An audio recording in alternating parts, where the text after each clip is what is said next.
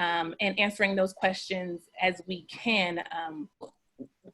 This event was open to the Eventbrite, so we're not sure who exactly is on this call. Hopefully everyone is in the right place, but if there are any disruptors, we will kindly be removing them from this call just to ensure that we will maintain a professional environment and that everyone who is here is actually supposed to be here. So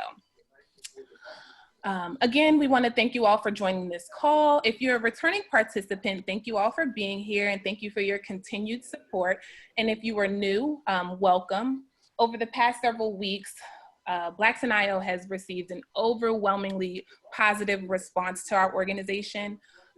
People want to get involved. They want to know what we do. They want to know how they can support. And Macy and I are forever grateful for all of you. And so we wanted just to take a brief moment to give you all a little background information about Blacks in IO if this is your first time here. Or getting introduced to the organization. So we were founded in 2019, and we are a professional networking and learning organization for Black industrial organizational psychologists, practitioners, students, and allies. And our mission essentially is just to uplift Black voices and experiences within IO psychology. And how do we do that? Through educational seminars and events, mentorship, networking, and awareness building. We've curated many events and products that help address the disparities that Black communities face. And so our vision overall is to just leave a lasting impact in the IO psychology field. And then here's just a list of our goals, some things that we plan to achieve as an organization, fostering a community, increasing the presence of African Americans in the IO industry, and then making sure that we're equipping our members with the tools, the language, and the resources that they need to navigate through this industry and address the disparities that are unique to minorities, whether that's in the workforce or trying to apply for a job or just being in an undergraduate or graduate program. So those are some of our goals. So now that you know a little bit about Blacks in IO, we're going to actually jump right into the discussion. We don't want to waste any more time. And I just wanted to say, this discussion has been sparked by a lot of controversial police encounters and systemic racial injustices that the Black community has faced, right, for many decades. From the egregious beatings of Rodney King in 1991, to the brutal murder of Eric Garner in 2014, to the most recent cases, of course, including the murder of George Floyd and Breonna Taylor. And so, we're seeing that this is a reoccurring issue. And so it's important for us to use our platforms and expertise to make a small impact to this huge systemic issue that we have. And so this discussion will hopefully, start that discussion and start those strategic actions towards making an impact.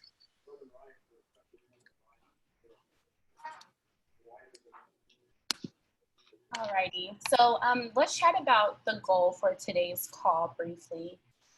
And as Siobhan said, we were founded in 2019, and as a group, we've really been fighting for Black voices in the IO psychology, since we started over a year ago.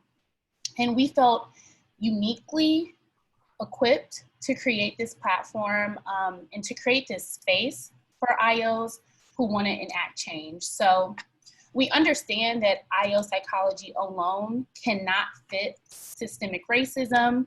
It's not going to fix prejudice, bias, or discrimination. And that's not the goal of this call at all. The goal is to move beyond performative activism, to simply listen and to learn from law enforcement and IO professionals who are actively engaged in this work.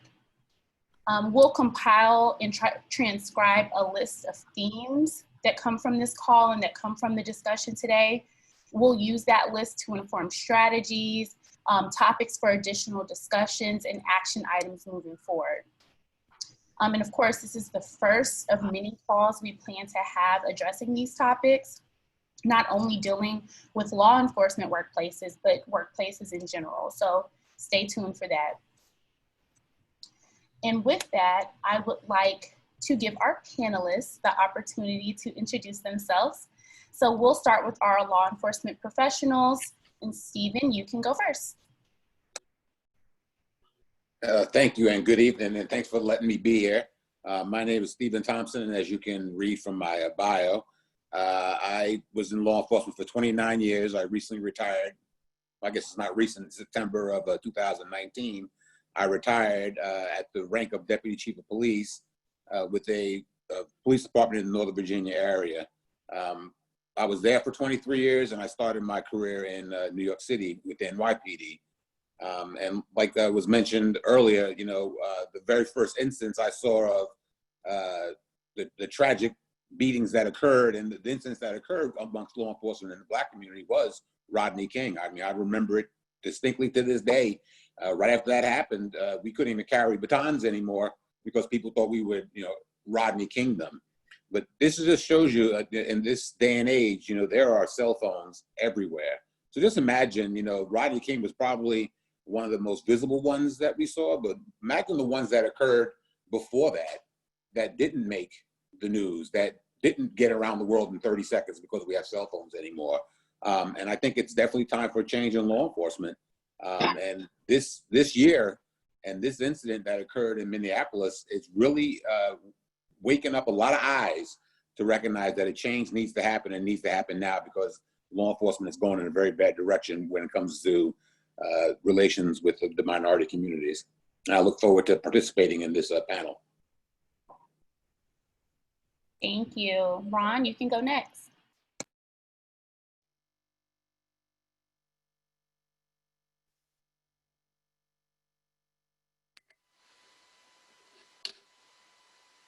Ron, you might be on mute. Yeah, Ron, you're on mute. Okay. I got, okay, you got me now? Good evening. You got me? Thanks a lot. I'm humbled and flattered to be part of this event this evening and part of the panel. I was born and raised in New York City, which was the beginning of how I thought about law enforcement. I then migrated to Boston and graduated from Northeastern University with a criminal justice degree. Then wound up in Arlington, Virginia, and there I retired as a lieutenant after 26 years.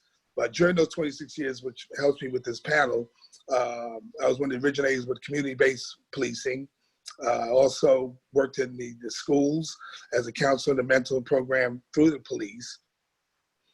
Some of my efforts resulted in my nomination of being a 2015 Presidential Award for Counsel Fitness, Sports, and Nutrition. In parallel, I worked several years in human resource and our school resource officer program, which enabled me to fit in with some of the categories we'll be discussing this evening. Most importantly, I was a member of the Arlington County Equal Opportunity Advisory Council, so I got to see the ethical part of policing and the non-ethical part of policing, and how the government and law enforcement interact when it comes to both the citizens and, of course, its public service workers. But I'm very glad to be here this evening. Look forward to our conversation. Thank you. Thank you, Ron. Craig, you're up next. Good evening. My name is Craig Miles. I have worked in law enforcement for over 26 years now. I have a bachelor's degree from the College of William & Mary in Williamsburg, Virginia, where I met my first African-American law enforcement officer that I had real interaction with, who actually inspired me to go into law enforcement. I started my law enforcement career with the Henrico County Division of Police just outside of Richmond. I moved to federal law enforcement after 9 years there. I worked for the United States Secret Service in Richmond and in DC, and then moved to the Inspector General world, where I worked for the Department of Justice, Office of the Inspector General, where I primarily investigated law enforcement officials for misconduct. Members of the Department of Justice include Bureau of Prisons, the FBI, the Marshal Service, the Drug Enforcement Administration, the Bureau of Alcohol, Tobacco, Firearms, and Explosives. While there, I started my part-time job as an adjunct faculty member at George Mason University, where I teach criminal justice classes, to include this last semester, spring of this year, teaching an ethics class. And I'm currently still a law enforcement supervisor for a small OIG in the DC area. I'm happy to be here, and thank you all for inviting me. Thank you so much, Craig. So next we will move over into our IO experts. So Kiana, you're up next. Hey, Macy. Again, Macy and Siobhan, thanks for the invite. Can you all hear me okay? Yes. Awesome.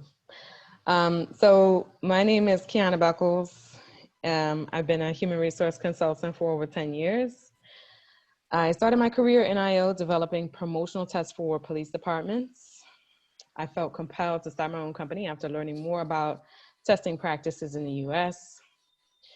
The history of the civil service exams are rooted in the Civil Rights Act.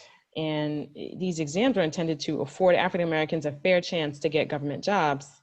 But when you look at the companies who have been given the responsibility of carrying out these tests, they're almost exclusively white companies.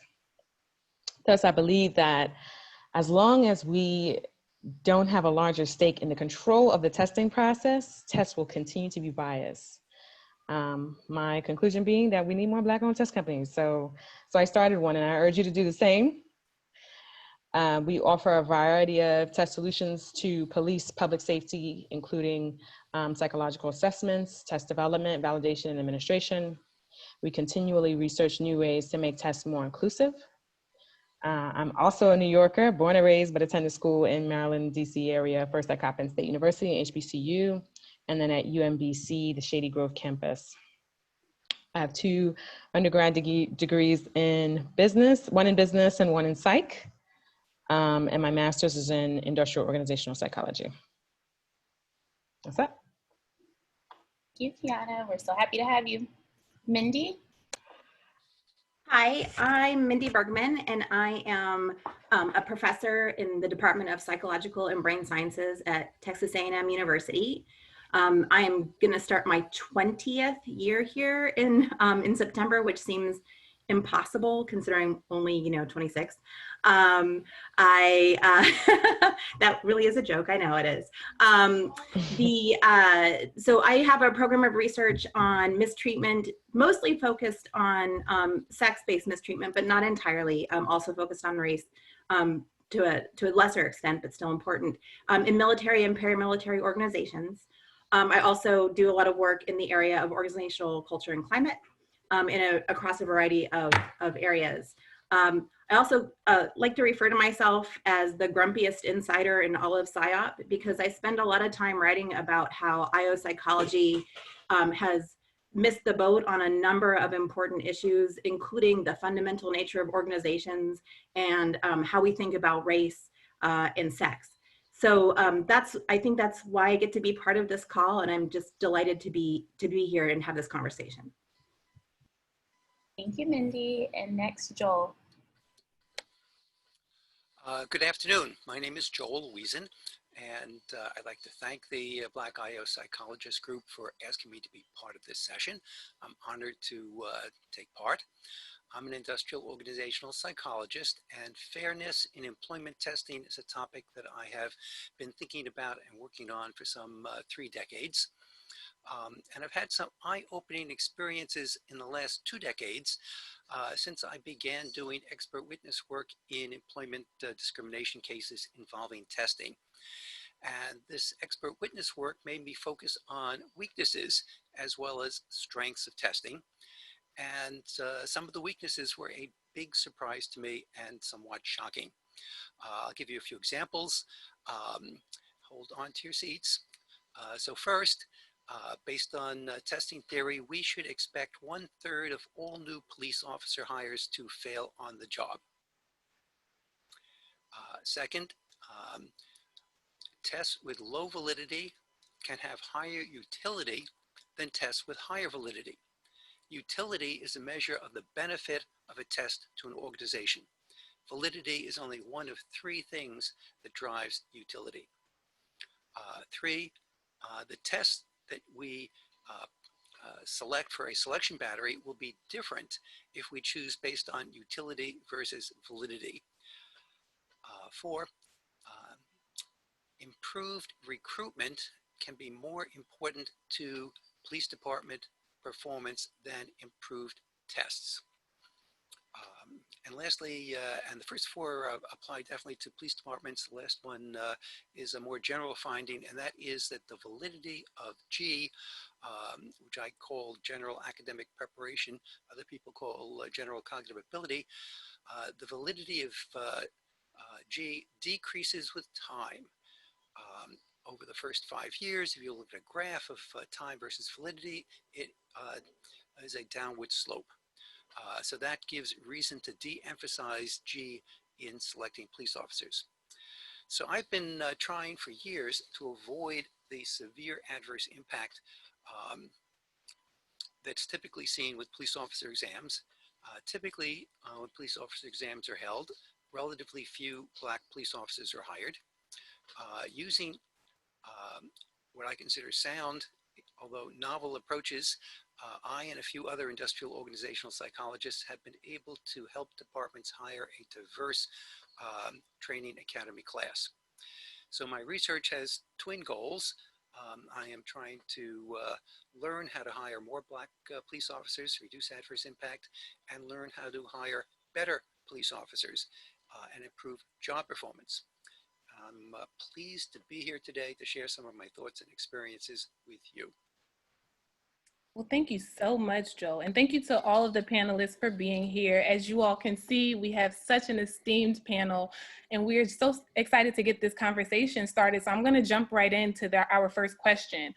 So what can law enforcement do to combat the impact unconscious conscious racial bias has on some officers?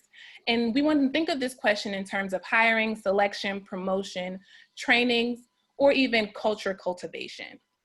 And we'll start with our law enforcement experts. So Stephen, if you want to go first. All right, keep remembering to hit that unmute button. So I think the very first important step, the first step that's probably the most important, is to acknowledge that everyone comes with unconscious biases, whether or not they know it. And it's not because of something that they necessarily sought out, but it could be related to their upbringing, where they're brought up. They could be brought up in a community where they're not, or a state where they're not, exposed to people of other races, or they're exposed to just, people of one particular race and not others. So there's a lack of understanding. I mean, everyone has unconscious biases. So I think the very first thing you have to do is you have to acknowledge that. And when you acknowledge that, you have to recognize that it's not wrong to have the unconscious biases, but you have to set them aside. They can't impact, and they can't take a role into how you treat anybody else because you don't know them, or because you're not accustomed to that person or their background. And so that comes from several different levels. I'm not familiar with what y'all test with. I have read, all our officers, when we hired them, we send them for psychological. So I've read what the psychologists write and what they ask questions about. Can somebody pass that test and not expose who they really are? Well, I'll point you to Minneapolis. I'm sure that guy was on the department for 19 years.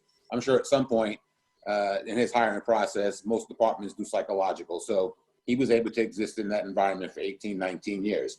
So then once they're on the department, you need to start training. And you need to, number one, prioritize the fact that bias is not acceptable in policing at all. Where I came from, the chief and I, we hired everybody that walked through the door. And every officer heard directly from the chief and I that, yes, everyone has biases, but we treat everybody, no matter where they're from, no matter where they live, no matter what they look like, no matter how much money they make, with dignity and respect. Everyone gets treated the same. It doesn't matter who they are. And when you set that message from the top, and you demonstrate that message, and you train to that message, and you let them know it's not a desire, it's a requirement, it's an expectation, that becomes part of your culture. And when they deviate from that culture, you have to respond accordingly. Depending upon what was done, there has to be some kind of accountability. You have to make your officers accountable for their actions. And when they go contrary to, what you believe, when they single out somebody for a particular reason, you need to address that. And if it has to be termination, it has to be termination. So that'll cover your hiring and selection, your promotions. You want to promote those who espouse and they demonstrate in all their actions that bias is not acceptable, and that will address and continue on to carry on that message. Because like I said, it starts at the top, but it has to go all the way down to the very last officer hired, and it has to be continuously reinforced that that is the expectation. And again, when there's a deviation, you act on that. Sorry, my dog's running on my feet. That's all I have for right now. Thanks, Stephen. Any of the other law enforcement professionals want to jump in? Yes, I concur obviously with the unconscious bias, and everybody has that. But I just want to relate a couple of things. Uh-oh. Ron, it looks like we might have lost you, if you can hear us. If not, we can have Craig jump in while we work with Ron on technical issues.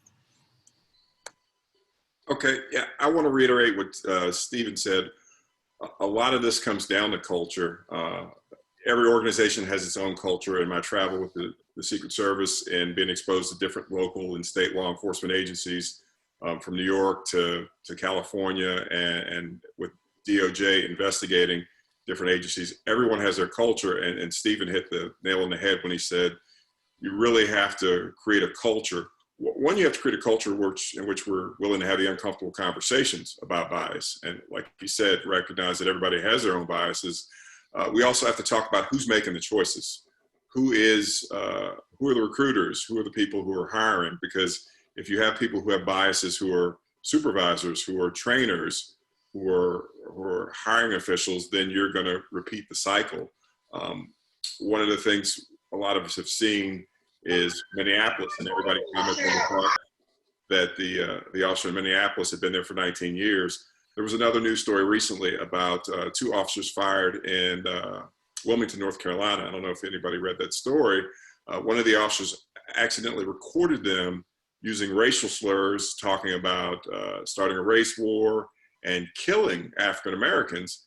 And I find it hard to believe that that was their first time expressing those views. So one of the things I talk about, or talked about before, not necessarily with hiring and selection, but the culture is a report, obligation to report, like an honor code, or if you see something, say something. We talk about counterterrorism, but creating a culture where people feel they are obligated to report things that are wrong, and maybe some whistleblower protection. And I think that would permeate through the organization and send the message that these things won't be tolerated, and then we would get that culture. Perfect. Thank you, Craig, for your insight. I just want to see if we have Ron. Ron, are you there? Yeah, my back. We had an Amber Alert down here in Florida and blocked everything off. Can you hear me? Yep, we can hear you. I'm unfortunately here what Craig said. However, I just want to add a couple of things. Number one, nationally, we all have to be on the same page as far as hiring, because out of 18,000 agencies in the country, over 4,000 don't even require a psych to join the department. So that leads into a whole host of problems itself. 2, understand we all have unconscious bias. How do you weed that out? Well, obviously you have the psych tests, and ones I've used in the departments I worked with were the E.B. Jacobs. And no matter what, we never faced the elephant in the room about race, culture, or gender. The bottom line, we always say no adverse impact. That's the bottom line. They say no adverse impact rather than what's wrong with the person. I can tell you a quick story. Our agency hired a lot of young men and women from upstate New York and Western Ohio who had their own economic troubles. And you can come across a Caucasian officer who went to a Caucasian high school, went to college, Syracuse University for one, and the only African Americans they dealt with were, through athletics. They went to the game, and when they went to the academy, it was sterile, so they didn't have any interaction with African Americans. The first time they ever had any interaction with anyone of brown or black color was their first day on FTO. And the reactions by them are not judged by any psych tests, and the unconscious bias comes out sometimes, and sometimes it doesn't. And that's where we have the problem. We have the unconscious bias meets with the reality of the world. But I think the first most important thing, as everybody discussed, we all have to be uniform in how we're going to discover an officer, how we're going to have an officer. The training comes from the academy, but all of it starts from the top, from the government top, from the chief and the culture of the police department.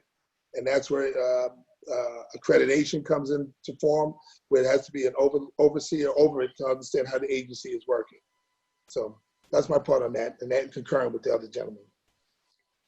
Thank you so much, Ron. That was all great insight. And as we transition, we want to hear from the IO psychologists. But as we're talking about this, I did want to pose a question that was actually in the chat box. Are there any methods that currently exist, that address unconscious or conscious racial bias? So as you all are thinking about responding to this question, can I throw that one in there as well? And so Kiana, if you want to go ahead and get started. Well, yeah, and I wanted to also respond to Stephen Craig and say that, psychologicals do not currently screen for racial bias intentionally. Certainly when we're doing them, I'll tell you that we've had candidates who will actually write in their background screen that they are members of the KKK. Those are certainly folks that we would rather not select. But depending on who's doing that psychological, it really is, a lot is left up to their discretion as to how they want to account for the screening out of unconscious bias. I also want to say that we should consider that racist cops come from a racist society. And in order to reduce or eliminate that bias, we need to look at racism holistically within police departments, in our communities, and within our societal structures. So we need to think about restructuring people's brains and the way our police candidates and officers think, which does not happen overnight. I am in favor of disbanding police departments and building them from scratch. It forces us to reevaluate the mission of the department and how all processes are carried out. Now, this is not necessarily appropriate for each department. If your department already has the appropriate culture, then maybe this doesn't apply for you. But this is a more holistic approach for departments that are struggling with issues of racism and or corruption. Police departments or patrollers in this nation were originally formed in order to protect white colonists from Indians or Native Americans. Their missions were then expanded to recapturing escaped slaves and terrorizing enslaved populations. And remember that our Constitution includes a loophole which allows for slavery of incarcerated people. Thus, as slaves become free, corporate enterprises needed to seek new sources of free labor. Thus, newly freed slaves are locked up for minor offenses, being out late at night, playing cards with the wrong race, or walking down the wrong street. So racism has been baked into the primary functions of our police departments since its inception. Officers have been the enforcement arm there to protect a white rich class from their workers, a poor Black and brown class. We would need to get creative in our new approach because it would not just be to cure our police from racism, but to cure our society as a whole. And when we look at examples of departments, many departments actually have disbanded and recreated the department anew. Newark's police department, as an example, disbanded in 2013. The department was disbanded due to corruption, and under the newly formed Camden County Police Department, crime has dropped in half. Some of the things that they did include moving to community-oriented policing models, which values partnership and problem solving over violence and punishment. New recruits are required to knock on doors of residents in neighborhoods that they are assigned to patrol. Police training emphasizes de-escalation. Use of force policies make it clear that deadly force is the last option. They host events like barbecues, drive-in movie theaters, and they've also increased the proportion of Black and brown officers to serve the community, which is primary Black and brown. And that is to your point about watching adverse impact on promotional tests. diversifying the department is one angle, one approach of many. And while disbanding a police department may seem like the more extreme solution, where that's not an option, communities could also consider evaluating that types of nonviolent calls that police officers respond to. They should review the laws which govern our society, and they should review use of force policies alongside community members and other stakeholders. If we did a task level analysis of what much of police work is, we might discover that much of it is mediation work. The types of calls I'm referring to are, when you call the police to ask your neighbors to turn down loud music, or when you are curious about an unknown canvasser in your neighborhood. Perhaps communities could have local mediators to handle some of these mundane calls on their own. This would also allow neighborhoods to build bonds and have control over their communities. Police departments can do more to encourage the building of bonds between police officers of different backgrounds. Thus, an academy, one could get paired with someone from a different race or ethnic group during trainings, simulations, and exercises. I agree that there's a lot more that we can do in selection and psychologicals to screen for racism on the front end. And I'm going to leave that for the tantalizing discussion that we'll have during question 4. Well, thank you, Kiana. You gave us a history lesson today. So thank you so much for that. Does anyone else want to contribute to this discussion topic? Any of the other IO experts? I would, and also Kiana, that was quite, it was quite the clinic, because I actually like crossing out over here. So one of the things I do at Texas A&M is I'm a director of our interdisciplinary programs. One of them is Africana Studies. And I honestly think anyone who wants to go into policing probably should have at least a minor in Black Studies to understand this history and understand the roots of policing in the United States and how that has continued to manifest over time. And that doesn't mean that individual officers go in for the wrong reasons, but rather that the processes reflect that history that we need to address at the process and level.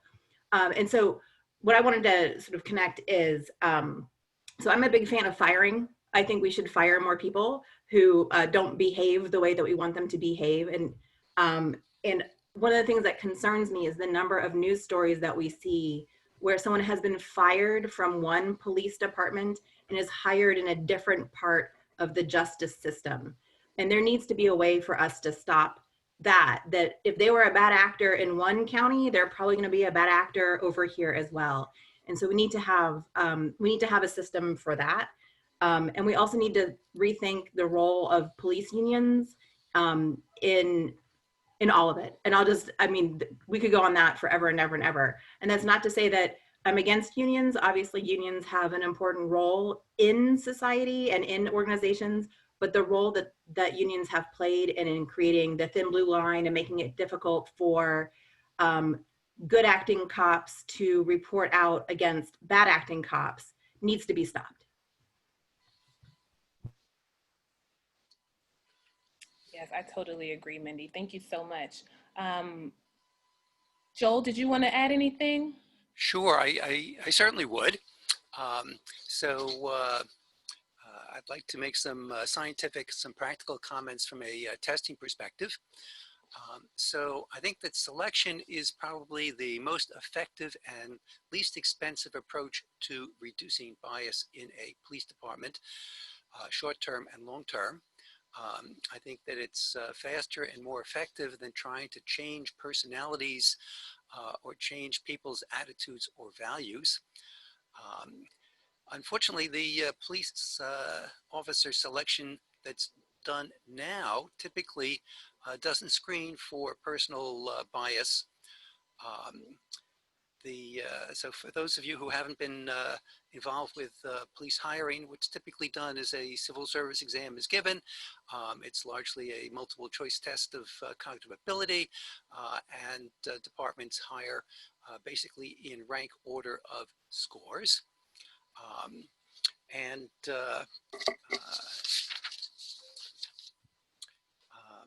as Craig said, if we don't change anything, we're going to repeat what we've done in the past.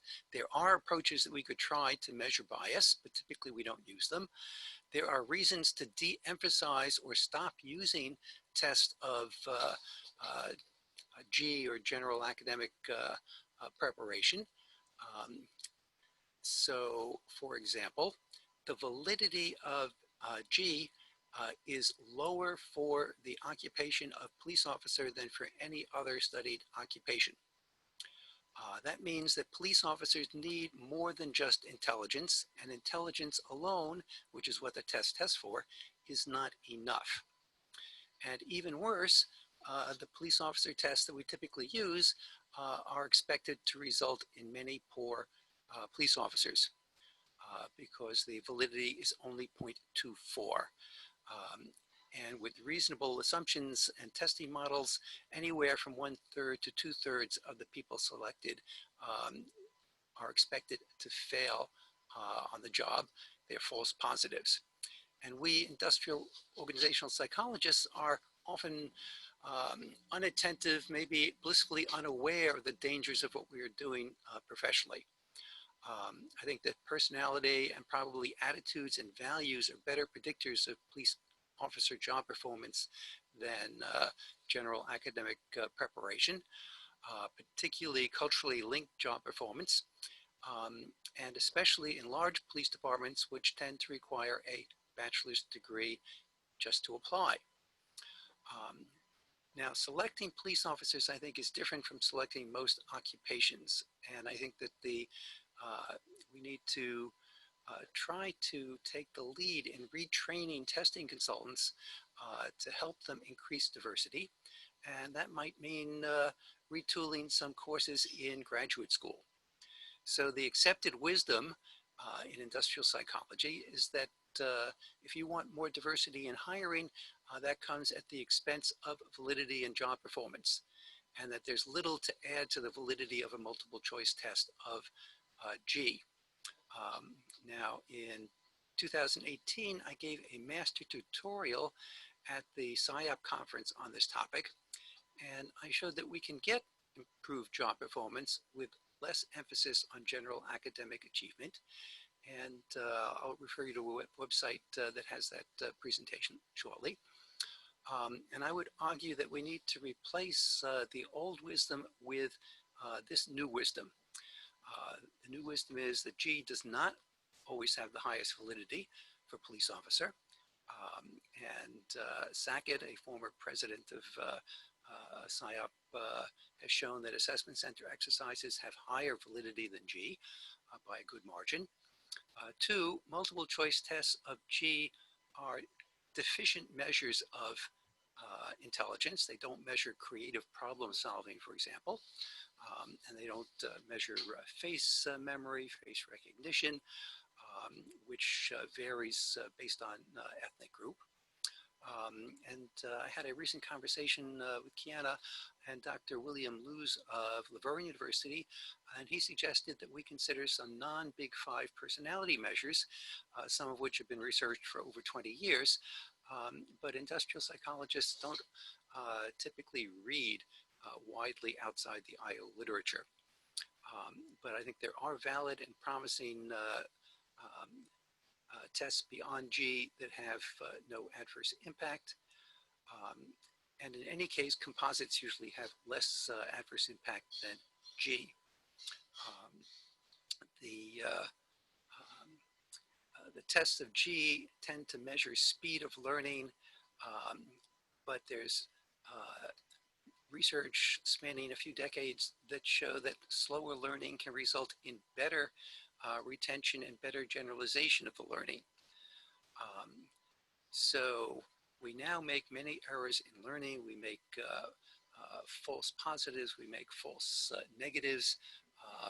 A huge number of Black applicants who apply could do the job, but they are rejected because they're false negatives.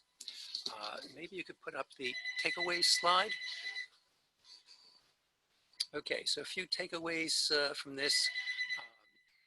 Sorry for the phone in the background.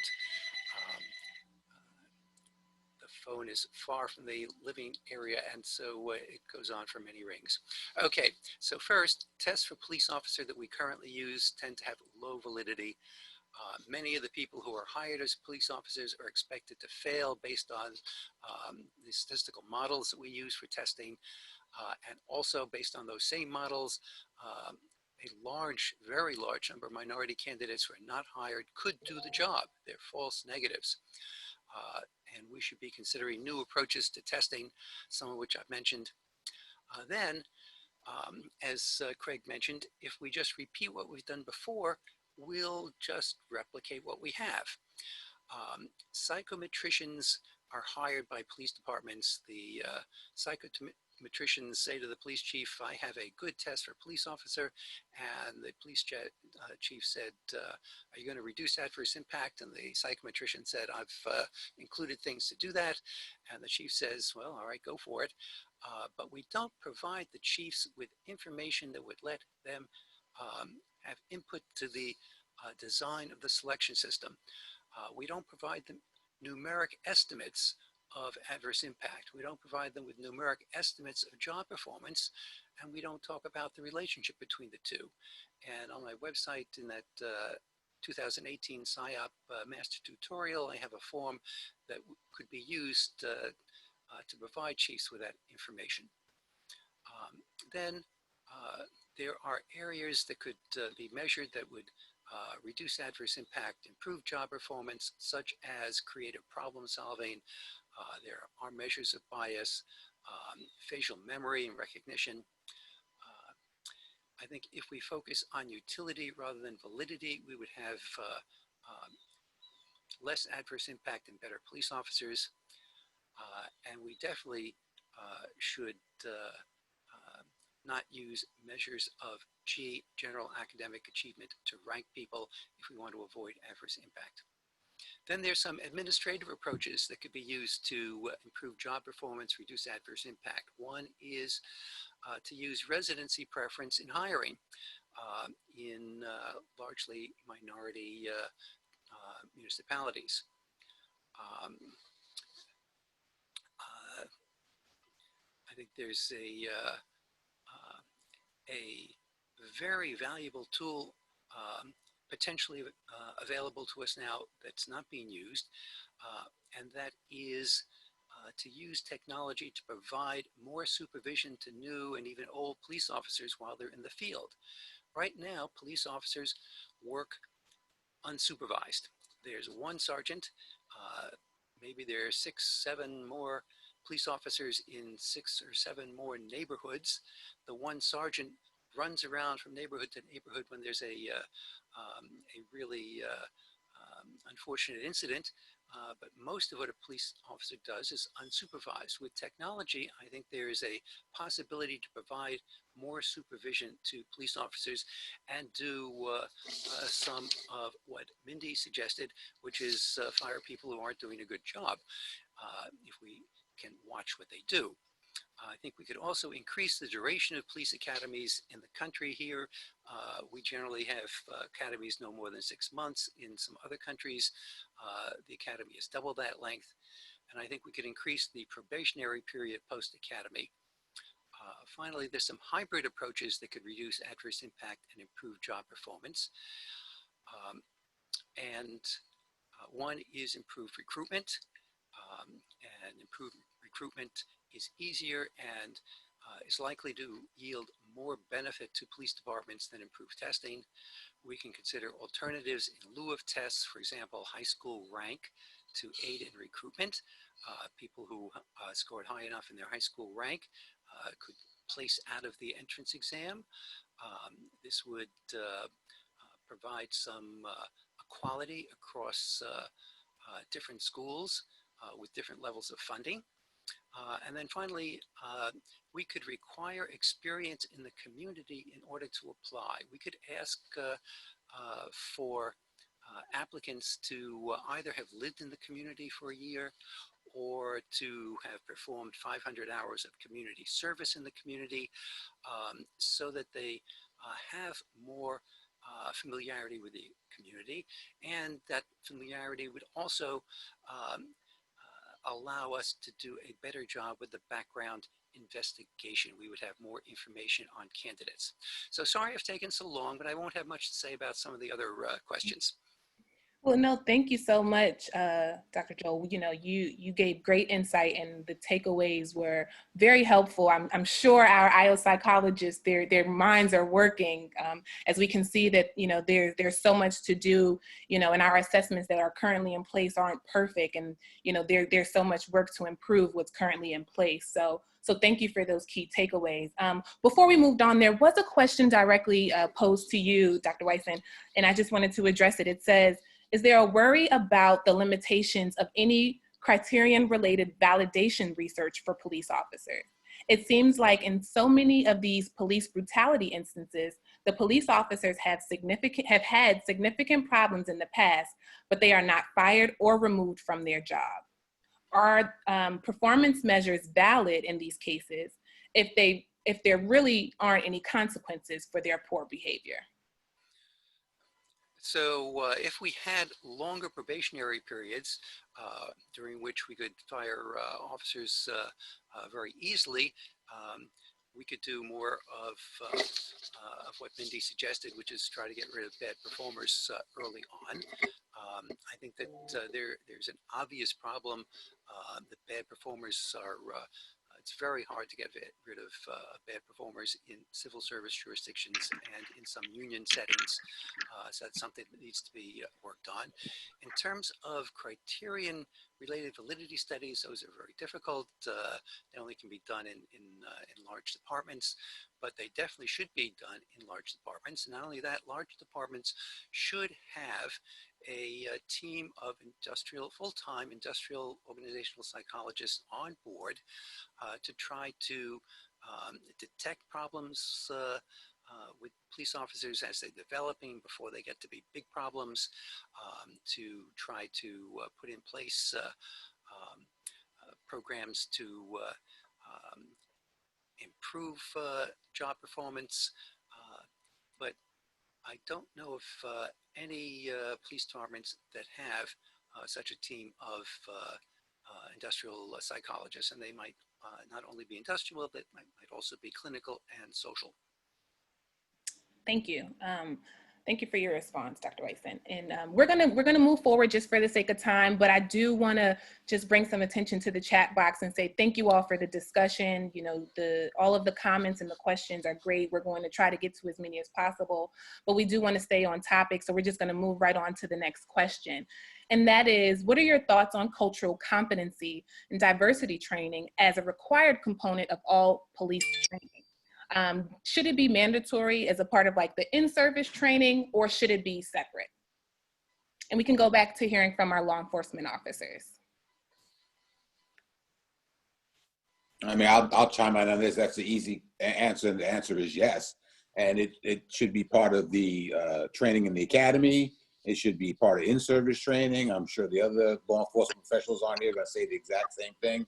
We train on it on a regular basis, not as frequent as others, but it's important that you discuss it often and that you keep it as in the forefront so people understand that it's a priority, that, you know, there are different cultures in this world, and there are different people from all over this world that you're going to encounter. And at the end of the day, it doesn't matter.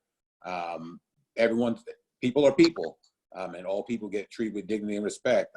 I know in our earlier conversations, you know, setting up for this meeting, I told you we used to take our recruits to the Holocaust Museum just so that they saw what doing nothing and just going with the flow caused, and how damaging that can be. And that, you know, this was somebody who didn't treat a class of people with any kind of respect and murdered them. And there were officers that were involved in that and carried out the wishes. So we make it very, very clear that this is what the ramification, this is what can happen if we just go along to get along, and that we need to address the issue when we see it. And that, again, everyone is treated with dignity and respect. So it's in service, it's before they graduate the academy, it's it's all of the above, and it's often. I'm going to concur with my colleague Steve. However, I just want to add two vital points to this. Until cultural training becomes equivalent to the use of force training, we're going to have the problems that we see daily now. Our use of force training for law enforcement officers contains almost half of our training, in-service training throughout the year. Until cultural training is thought upon by both the county or government and the law enforcement organization itself, we're going to have the problems we've seen the last, not only this past month, but for decades. Two, the county itself or government itself has to, in addition to what the police department gets, has to have adjunct training also, the EEO training, EEO sensitivity, cultural training provided by the government. So the culture of the government also is perpetuated by the law enforcement. So as if you have a good government, you'll have a good law enforcement. You have a good mayor, you have a good chief. However, it has to be just as important, use of force, equivalent of cultural training. Another thing is using a simulator, similar that we use for police training, shoot, don't shoot. We should have that. Law enforcement agencies should be required to have that for the racial bias that we talked about prior in this. But there you go. Thank you. Thanks, Ron. Thanks so much for your insight. Craig, did you have anything to add to this question? Yeah, in the interest of time, I'll be quick. Joel talked about something that's really important to me. It's complexity, complexity, complexity. It's a complex job. When we talk about in-service training, it needs to be complex. We talk, to steal from our earlier conversation, we need to recruit people who've done things I think Ron talked about, who've played sports, who've gone to college and interacted with multiple people from different organizations or different cultures. But we do cultural diversity training, just like Joel talked about testing. Maybe you need to partner people with other officers. When you do in-service, you have in-service training, bring an officer in from a different culture, maybe an African-American who's been stopped as a police officer, and make it personal, not just checking the box, not just, oh, we have to sit through this 40 hours so we can say we do cultural diversity training. It has to be much more than just, watching a video or taking a multiple choice test. It has to be something that's impactful and makes people think about things and personalizes it. I totally agree. Yes. Thanks, Craig. We're going to jump over into the IOs. Do any of the IO experts have any insight on diversity, cultural competency, and how that looks in law enforcement agencies? So one of the things I wanted to mention is in my work in the safety climate realm, one of the things that we see is a toolbox talk. So basically at the beginning of a shift, one of the things that the team talks about is it's basically a safety moment. And sometimes it's about the work they're going to do today, but sometimes it's more general, a general reminder or a process that they don't encounter every day, but do encounter sometimes, and they just need to be refreshed. And I think that's a really critical idea when you're thinking about cultural competency and diversity training. Instead of having like, we're going to do these 8 hours here, and then we're going to just basically not do it again until it's time to do it again, but to make it part of the everyday conversation amongst the police officers and amongst the community and the community and police relationships, but everyday part of the conversation and not something that we check the box of over here. Absolutely. Thank you, Mindy. Kiana, did you have anything to add? Sure. I wanted to also respond to some of the points that were made on the chat. And I want to respond to the point about officers being fired when they're involved in an incident. And there are 2 points to that. Yes, they do have unions which will fight tooth and nail on their behalf. Many of them are union members. And as union members, they will have a Bill of Rights, and that Bill of Rights will afford them due process, which means that they'll get a full investigation and bells and whistles, and that union leader will fight tooth and nail to make sure that that officer is essentially taken care of. The other challenge there is that many of our use of force policies are still very vague, and they allow officers to use force almost at their discretion. And we look at the difference between use of force policies in the UK. Officers in the UK, for example, can only use force when absolutely necessary. And the difference in that terminology can mean all the difference in the world when you have people interpreting an incident like some of the ones that we're seeing on TV. The other thing I want to mention is about psychological assessments. While some psych assessments or some screens are designed to maybe sort of vaguely get at whether people do have some cultural bias, as leaders in police communities, chiefs and directors of examination or directors of assessment processes, you can also just give a direct order to your clinician or psychologist and tell them to use that as an automatic fail. If someone shows signs that they are racist or that they're part of a racist community or they're part of the KKK or something strange like that, you can tell them not only to take points off of that person's assessment, but to make that an automatic fail. But back to the point on training, yes, I support adding trainings. I have a colleague who does these trainings regularly, and I think that they can be effective. But there are also some dangers to the addition of trainings. First off, we know that racism is hard to train people out of. And if we're assuming that 10 hours of in-service training will reduce lethal use of force, I think that that's a stretch. If a department is looking to add a training, I would absolutely recommend that they add a training, but we shouldn't feel like this rids our hands of the genuine work that needs to be done in our departments and in our society. Add the training, and after you've done that, look at your selection practices to see which parts of the recruitment, entry level, and promotional tests are restricting candidates of color. Diversify the department. Review your use of force policies. Build productivity and performance metrics which incentivize de-escalation. Allow officers to submit body cam footage which shows them de-escalating incidents. Drive productivity around techniques that we know work, like canvassing in the community to meet and greet members of the community, and give officers incentives for knocking on doors and speaking to citizens preemptively without there being an incident. Give them incentives around preventative actions. For instance, if an officer is called to the same domestic violence incident, give them points for thinking of ways to prevent future situations. Perhaps they could recommend babysitting services or give a referral for couples counseling.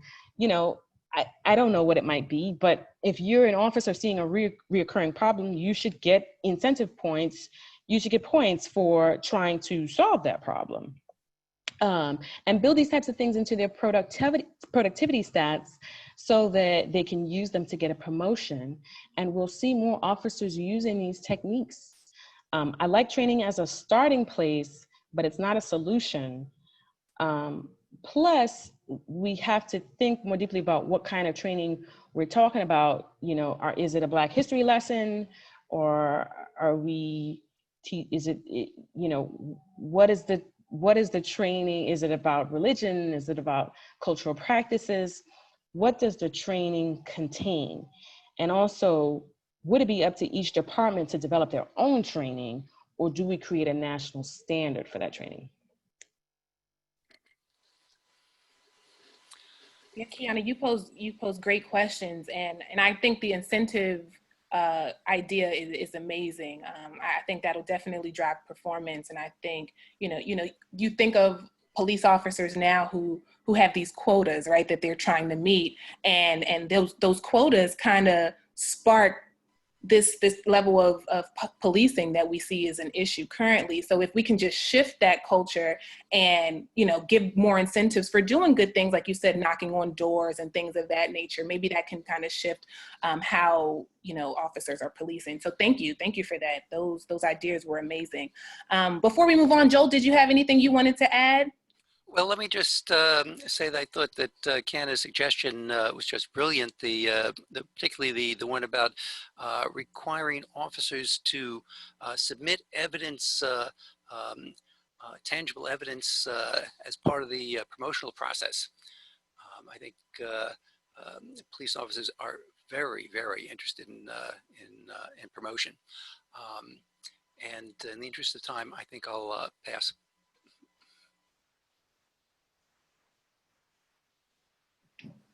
Alrighty. Siobhan? Yep. I just want to just piggyback what Kiana had said, and there's some interesting points. And everybody has to remember, and it's a big battle in Congress going on called qualified immunity. Until that's erased, a lot of the things we discussed here today won't be accomplished. And if you read the papers now, that's currently what's happening between the Senate and Congress. We have to get rid of qualified immunity. In addition, everyone must not know there's not a shared database amongst police. So as Nika was saying, if I'm bad in this county, I can transfer to this county and that county won't know. So these are things that the Department of Justice, with the federal government, then the state and local have to oversee. This was all true when every department had to be accredited. When we had the Great Recession in 08, nobody had money, and the first thing to go was accreditation. When accreditation left, a lot of the standards that keep your department in a high quality standard were gone. So until we get a national oversight where there's a database, just like you have for teachers, just like you have for bus drivers or pilots, until we have something that everybody can look at and say, Ron Files is a good cop or a bad cop, we're gonna have these problems. But if you're immune from lawsuits and fear, that's all you have to say, just like the Atlanta situation. Fear for my life, and the cop is out. So just wanted to add that part in.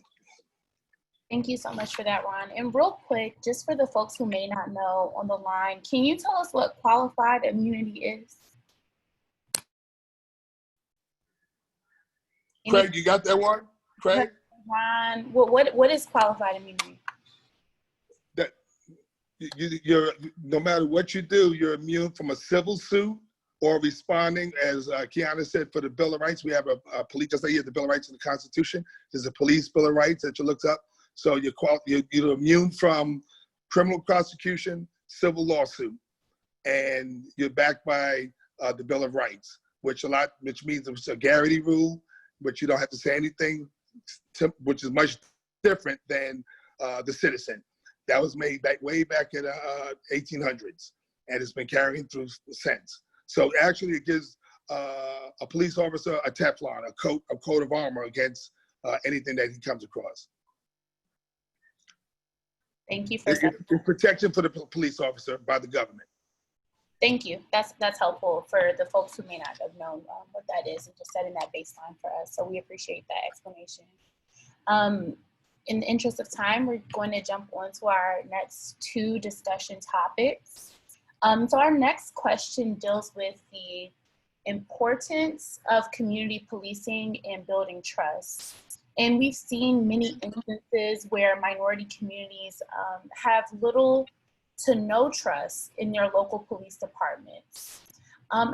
And so we like to pose the question, what more can be done to eliminate racial profiling and to promote the public's trust in police? Of course, we're going to start with our law enforcement professional. So Stephen, if you'd like to jump in here. Yeah, so I'll gladly jump in. So it actually reverts back, it goes back to what Kiana said. We expect our officers to go into communities. If anybody calls and they have a community meeting and they want an officer there, we'll send an officer there. The chief, our command staff routinely go into communities of all colors, of all nationalities, and meet with community groups, we meet with church groups, we establish relationships. You know, many chiefs, most people say that we can't do this alone, and the police can't. The police cannot solve crimes by themselves. They need partnership with the community because they're the ones who are out there. They're the ones who knows what's going on. They're in the area every day of the week, where we just come in when the problem surfaces. Or if we only come in when the problem surfaces, then we don't know, who the players are in the community that are causing the problem.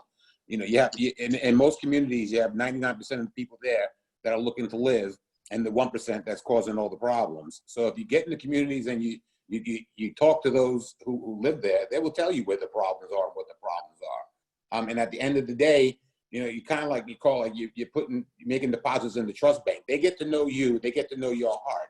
And when you have an incident occur in your community that it may be somewhat controversial, they know that they know the chief and they know the commanders and they know the majors on the department, and they know that they're going to look into it. And if there's an issue, we're going to resolve it and we're going to take action. Someone said earlier, I think it was Kiana said, she supports, oh no, that wasn't Kiana. She supports firing. Absolutely. If you have an issue, and that's why I'm glad I worked in an agency where we didn't have an issue with having people go to arbitration and getting their jobs back. They had their rights under the Bill of Rights, but it was easy to fire somebody. And we did it whenever we felt there was a need to do it without hesitation, especially when it came to issues like lying or excessive force. We suspended somebody for hitting someone on the head with the antenna to their radio because that person was handcuffed. They got a 30-day suspension because it was uncalled for. The officer, said he didn't do it to hurt him, and clearly if he wanted to hurt him, he could have hit him with the radio, but just the fact that he touched this person who was handcuffed, he got suspended for 30 days. So you have to get into the communities. You have to know who your citizens are, and they have to know who you are. So at the end of the day, they know who to call, and they know who you are, and they know what your heart is all about. Ronnie? Yes, sir. Excellent, Steve. As I mentioned, and Kiana mentioned first out of the gate, and as you see in my bio, there is nothing more important than community policing. It is the backbone of policing from every city, place in the world. If you go to a housing project in Chicago, they can tell you who the housing police officer was when we had community policing. The 94 cops bill, which Clinton signed for 100,000 new cops, included that you had to have 20% of your department had to be community policing. Of course, in 08, with the recession, it went away. You have to have stakeholders, not just police alone. You have to have stakeholders. And I was fortunate in Arlington where we had stakeholders with both the business section and the school section. And a lot of our officers became coaches and mentors, both in and out of the schools. However, I got to commend Virginia, and this is very good.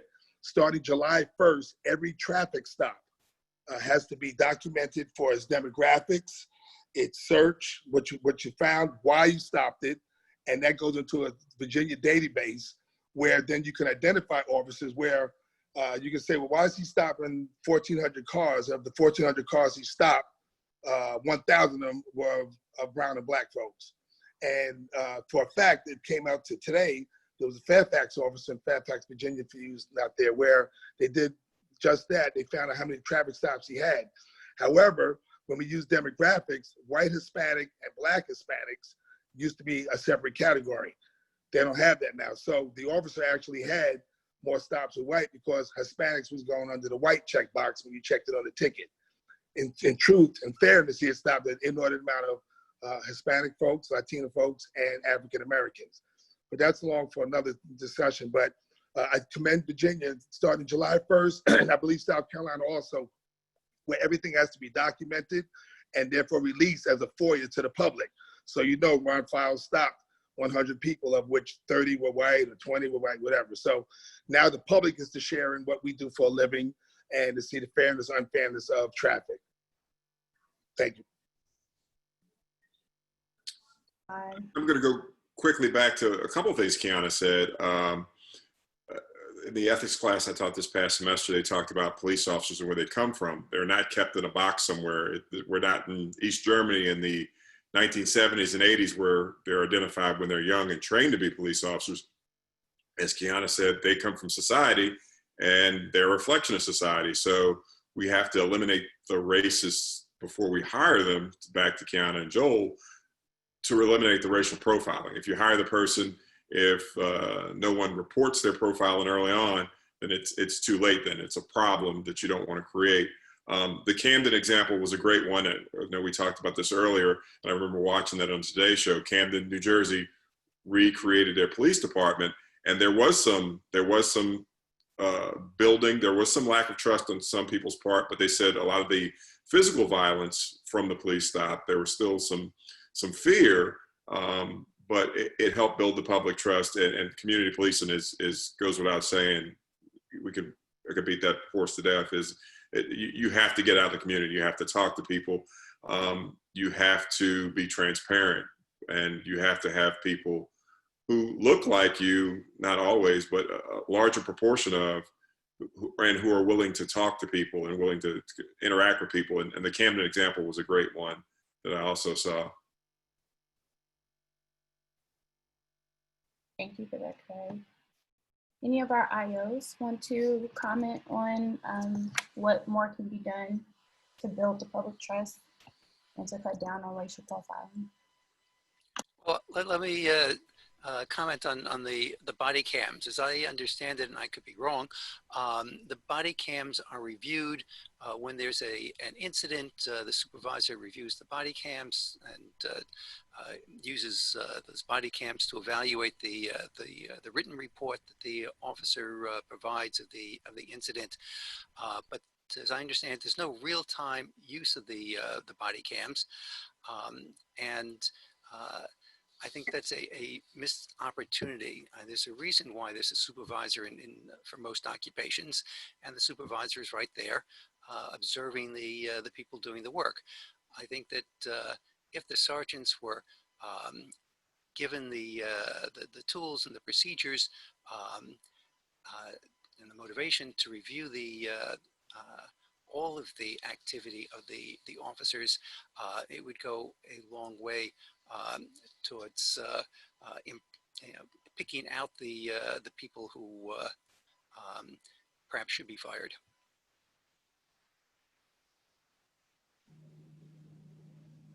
Thank you for that, Joel. Mindy or Kiana, anything to add here?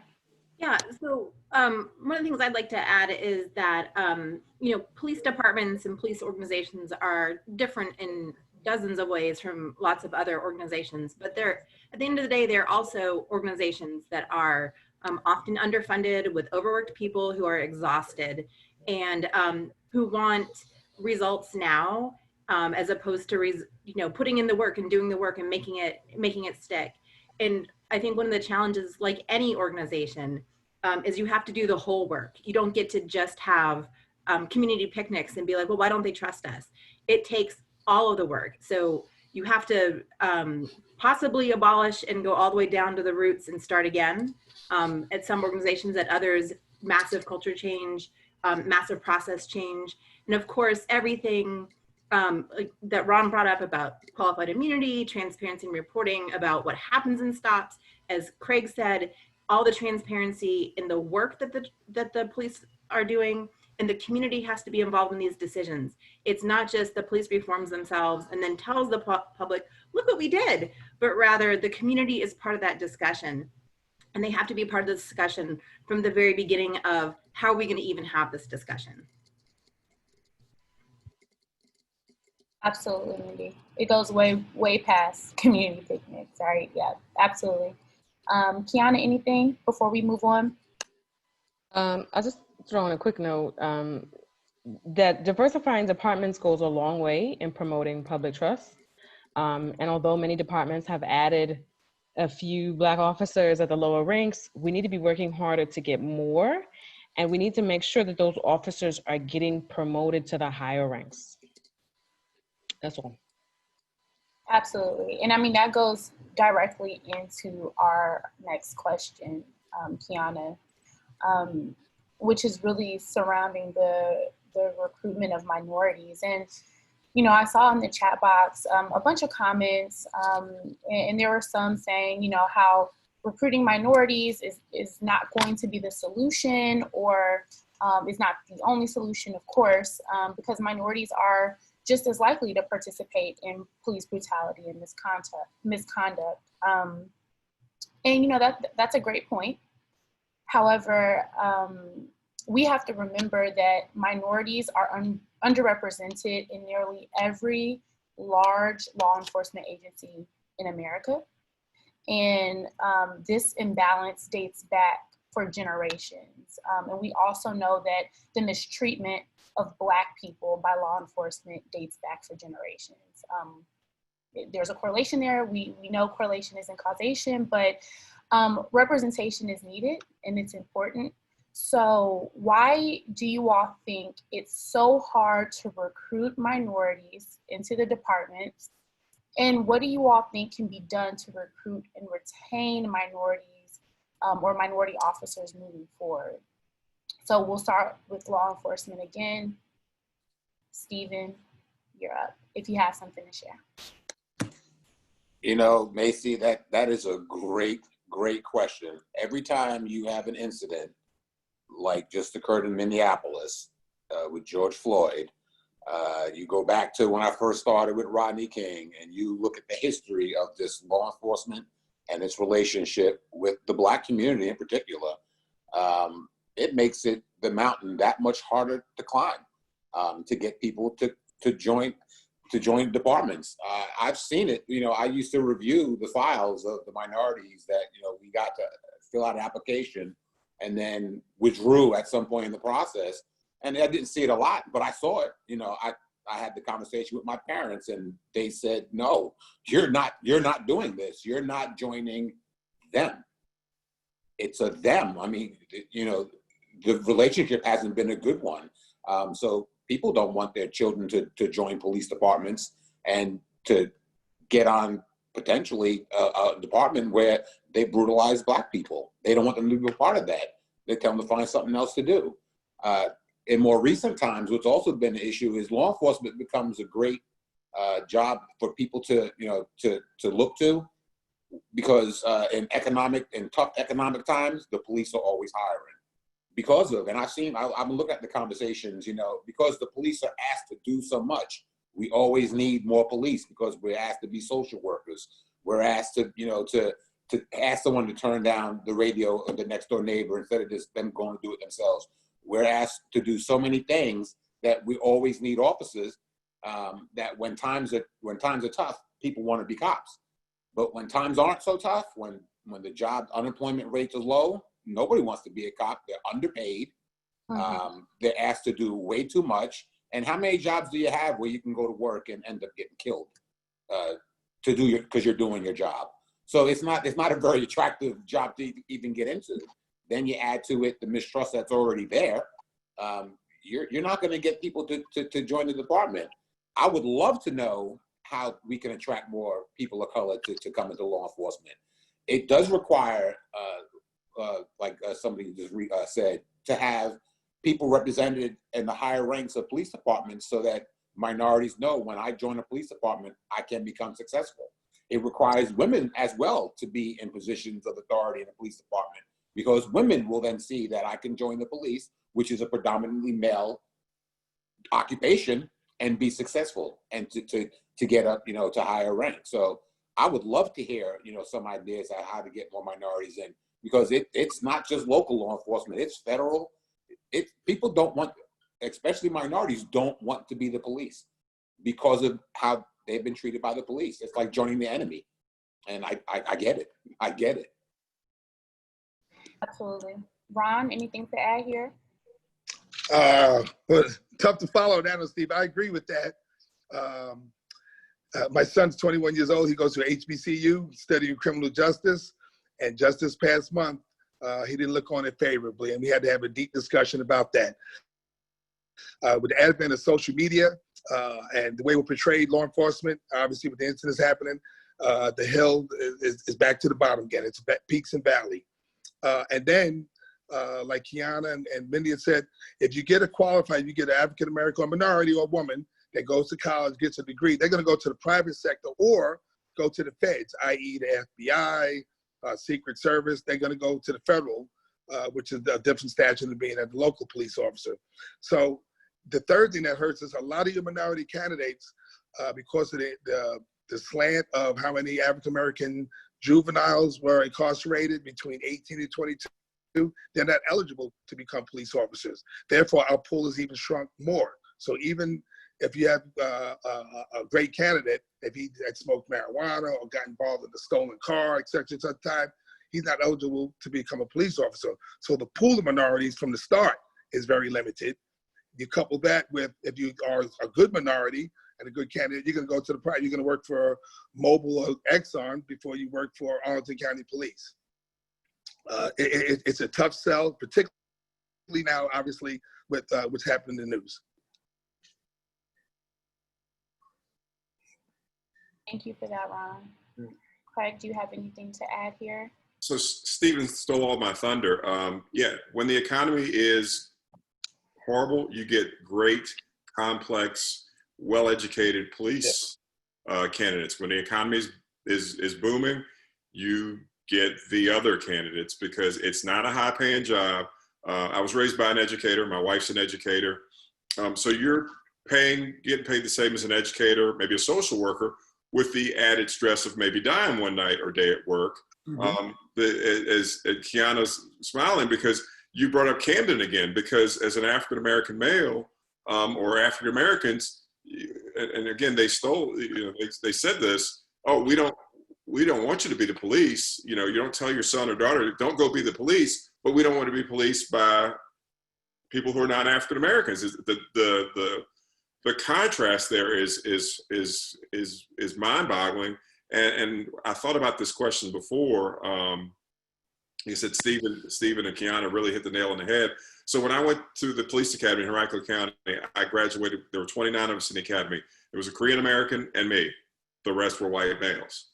I can say to personalize this, as the first male child of either one of my grandparents to finish college and go on to get a master's degree, why am I in police work? I mean, I never was asked that by my grandparents or parents or relatives, but we sent you off to college. You're the chosen one, if you would, and then you go get a civil service job after going to William & Mary. I mean, it's. I just had this discussion with my 19-year-old. I've had it before. Hey, do you want to do this? And I know I need to wrap up, but to personalize this, in 2001, I looked to get out of police work. Why? Because I was tired of sitting in parking lots or the desk at a business working extra to make extra money in addition to my salary. And that's why I work in federal law enforcement. So there's there are a lot of issues in this. And that's why I started off with, the only reason I went into police work was Kenneth Love, an African-American police officer I ran into in William & Mary, who was asking about a building, and he was a unicorn. I'd never talked to a Black police officer. And we had a conversation, and we continue to have conversations, and it humanized him. It's okay, I can do this. This is great. But with economics, the stress, and then the tumultuous relationship between African Americans or other minorities in the police, where you don't want to be policed by others, but you're an Uncle Tom if you take that job. It's if somebody could solve this, it would be awesome. And my police department, it's much more diverse now. In Henrico, the police department I came from, one of my best friends was the chief of staff, the number 2. He's an African American who started off as the African American recruiter, because the recruiter was always a minority. And I could go on and on about the recruitment, and is that lip service? Is going to HBCU's lip service, or is that a great way to recruit? But somebody could write volumes of books on this, and I know personally, there are a lot of issues, very complex. Absolutely, very complex, and I'm sure it would take us hours just to kind of break down all of the complexities, right? But we only have 5 minutes left, guys, and we want to give our IOs a chance to briefly respond. So I will start with Kiana, and hopefully after our IOs have a chance to respond, we're just going to do a very brief 1-minute wrap up, and then we'll give you all your evening back. So Kiana, go ahead. Okay, I'm going to make this quick, and I'm not going to reiterate some of the stuff that y'all already said. I had in my notes about for Black folks, the police department is the enemy. But so first off, I'll say, in order to create an effective recruitment strategy, we must be specific about the population that we want to impact. Unfortunately, we use the term minority as a blanket statement to describe all non-white persons. And this goes back to, I think, Stephen's point about changing the classifications on the statistics, whether Hispanics were counted as white or non-white or what have you. Right now, we essentially use the term minority to describe anyone who is non-white. When we're here testing candidates in NYC, we test candidates of all race, color, religion, creed, from African American to Chinese to Colombian to Indian. Each of these minority groups has very different barriers to entry, and different supports will impact them in different ways. So I'm going to talk about recruitment methods that impact African Americans.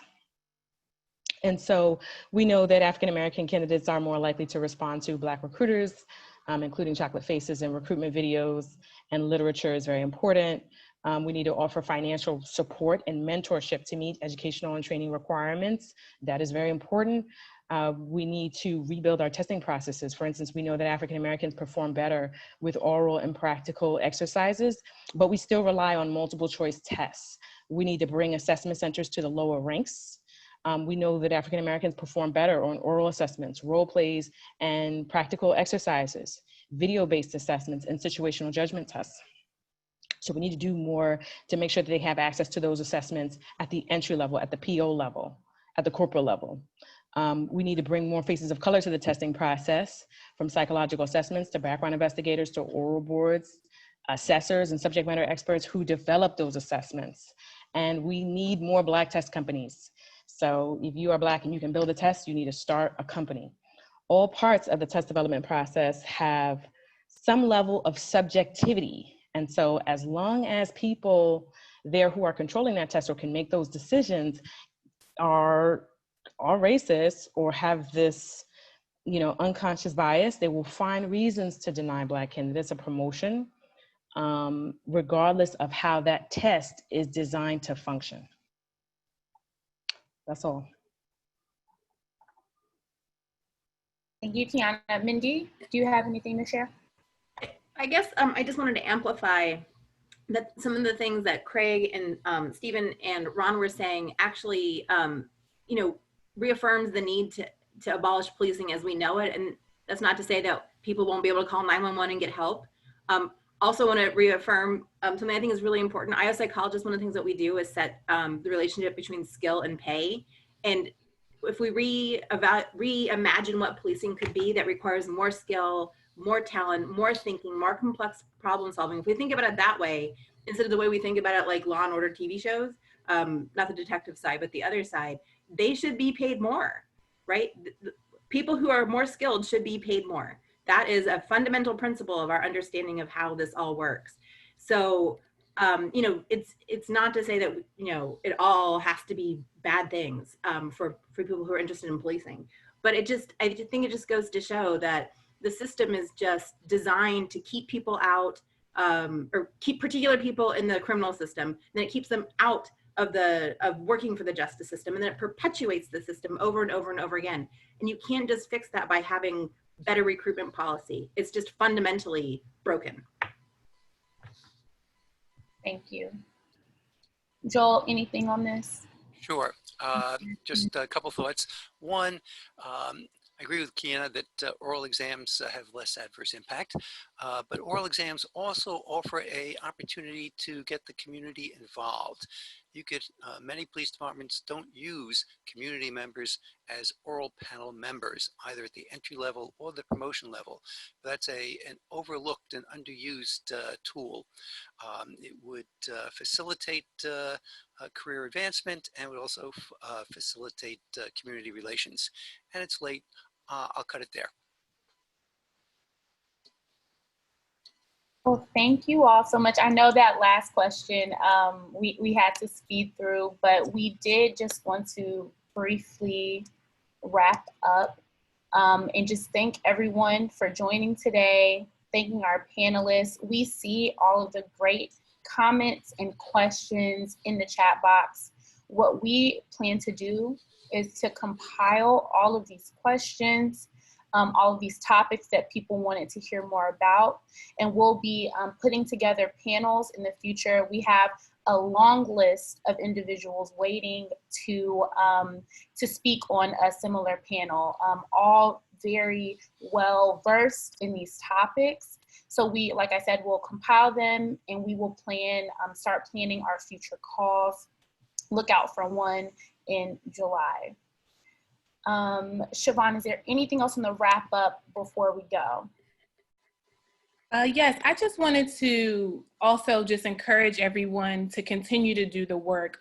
As you can see, our experts on this panel have given us a lot of takeaways, a lot of directions that we can go in to combat this problematic issue that we see recurring, right? So I just encourage everyone, no matter how big or small, just do your part, and don't think that if you hear people saying this issue is bigger than IO psychologists, don't think that you should absolve yourself from the responsibility, right? All of us need to come together, no matter how big or how small small to do our part to this larger problem. And it's unfortunate that, you know, those that are directly impacted by the system have to work to fix the system, but, you know, we have to start somewhere. And so, you know, we have this community, Blacks in IO, our ally members who are here to support. And we just want to encourage everyone to continue the work. We have so much to do, and we hope that you all will continue to support us as we, you know, continue this work. And with that said, if you could jump to the next slide. Yep, there you go. This is some ways that you can get in contact with us. So our website is blacksiniopsych.com. On that website, you can learn more information about our organization. You know, you can learn about and any other you know, important information that we offer, whether that's resources or anything, any partnerships that we have. You can also donate to our group on that website. There's an opportunity to support us monetarily as we, you know, continue to curate these events. We can use your support that way. We also ask that you follow and support us through our social media accounts. Blacks in IO is a group that we have on LinkedIn, as well as our Instagram page, Blacks in IO. And if you have any questions or any thoughts, concerns, any initiatives, any, you know, any grand ideas that you want Blacks in IO to partner with, please send us an email, blacksiniopsych@gmail.com. But again, we just thank you all for being here. Thank you all for being a part of this space and this conversation. Thank you to our esteemed panelists for all of your insight. Your takeaways were phenomenal. I know that everyone is charged to do the work. And with that, thank you all. Have a good evening. Thanks, everyone. Thank you. Awesome job, panelists. Thank you, guys. Talk to you. God bless. Thank you. Good Yeah, job. Opportunity. Good Great night. job. Thank you.